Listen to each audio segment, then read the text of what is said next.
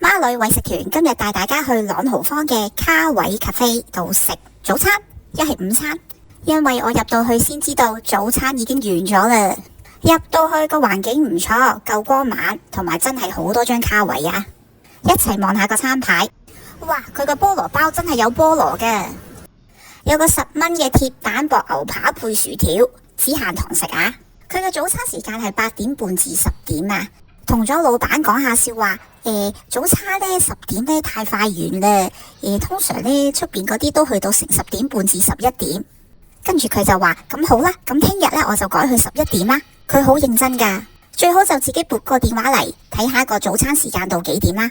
佢依版係小食/下午茶，2點半至5點半。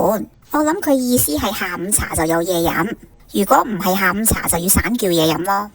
望下個廚師推介，選擇唔算多，跟住就鐵板餐。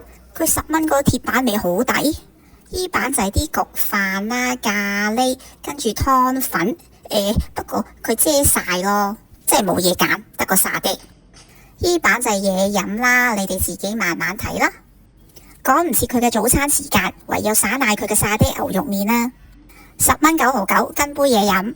如果係早餐嘅話呢，係11蚊9毫9啦。仲要有咩啊？有火腿煎雙蛋啦，牛油多士啊，跟米線跟奶茶。算數。好，講翻個牛肉先。佢個沙爹係屬於鹹嘅，佢似嗰啲有隻牛嗰隻沙爹嗰個牌子呢。佢個牛肉又例牌嗰啲呢，唔使照嗰啲咯，都係偏腍嘅。佢個麵身未煮得透，不過好彩佢個湯夠熱，所以可以浸下佢。個鐵板嚟咗啦，佢係喺你面前倒啲汁俾你嘅，不過我唔記得影。聽唔聽到士啲沙拿嗰啲聲啊？係咪好想食呢？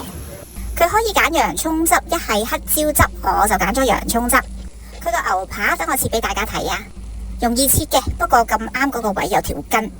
你等等先啊，唔好意思啊，等我切埋條筋先，切埋條筋，切埋佢。好啦，睇下先，見唔見到啊？肉身都偏腍嘅，佢都冇乸嘅其實，所以呢，佢係屬於鞋咯。佢個口感有啲似牛脷啊，佢個汁係偏鹹嘅，但係即係好似有啲似 gravy 嗰啲感覺。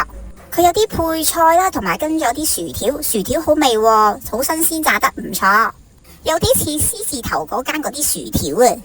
10蚊有個薄牛扒餐真係超抵食啊，所以我都唔敢挑剔咁多咧。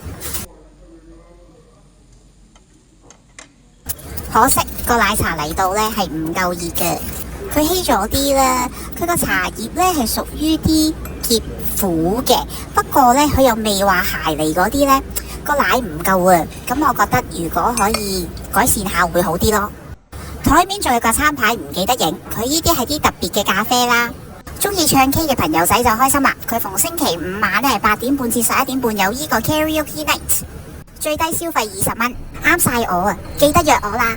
總括嚟講呢，環境唔差嘅，夠光猛，嘢食就一般啦，始終都係啱啱開，所以我覺得有改善嘅空間，價錢都好合理，尤其是個鐵板。希望大家中意睇我條片，下集再見，記得多多支持 subscribe 啊！